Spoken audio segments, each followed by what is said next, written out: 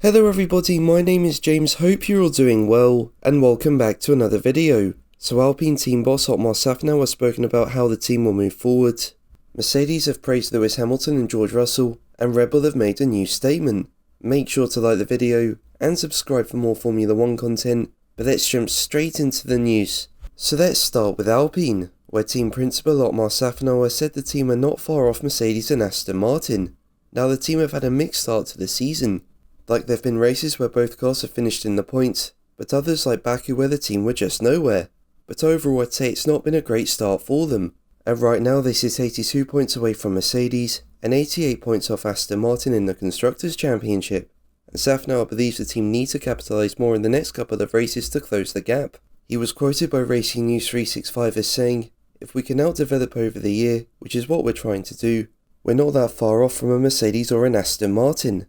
Now I do think the Alpine car isn't that bad this year, like I feel there have been flashes of potential from the car, but a disaster of a race in Baku, and both cars crashing in Melbourne didn't help the team, which is why they're so far behind the top four in the standings.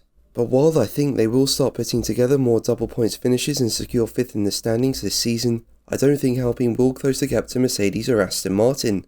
Like you've got to remember they've got their own developments coming, as they look to try and close the gap to Red Bull. But let's move on to Mercedes, where trackside engineering director Andrew Shovlin has praised Lewis Hamilton and George Russell for the way in which they work together as the team look to move forward.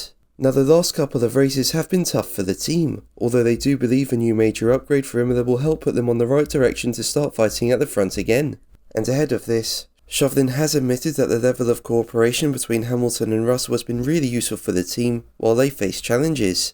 He said, "We haven't got a car at the moment that can challenge for championships, and both drivers are working hard to try and achieve that. Whether it's seeing them cooperating on track, or cooperating in the office trying to solve problems by trying to share information that helps us to develop, it's really useful the two of them are focused on getting our car to a level where we can fight for wins, can fight for championships, and not worrying too much now about the fight between themselves." But let's move on to Red Bull, where team advisor Dr. Helmut Marko has spoken about Nick De Vries's future. Now De Vries has not had a good start to the season. I mean, he scored no points and just hasn't really had the pace. Yes, the AlphaTauri isn't great this season, but you know he is struggling to match teammate Yuki Tsunoda. And now Marko has confirmed he's spoken to De Vries about his performances. He was quoted by F1 Insider as saying, "We talked to De Vries and he agrees with us. He needs to improve. The distance to teammate Yuki Tsunoda, who is doing great, is too big.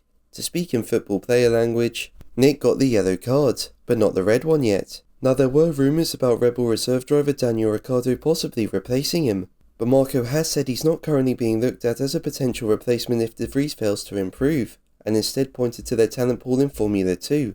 Marko added, "In the worst case scenario, we can fall back on our pool of young talent. We're talking about Liam Lawson and Ayumu Iwaso." Now if De Vries underperforms, Mick Schumacher is also around. I know he's the Mercedes reserve driver, but he does have 2 years of experience in F1.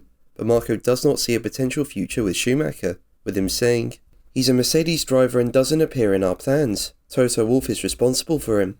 But what do you think? Let me know in the comments below. But that's going to be the video from me today. Thank you ever so much for watching. Make sure to like and subscribe for more videos, and until the next one, take care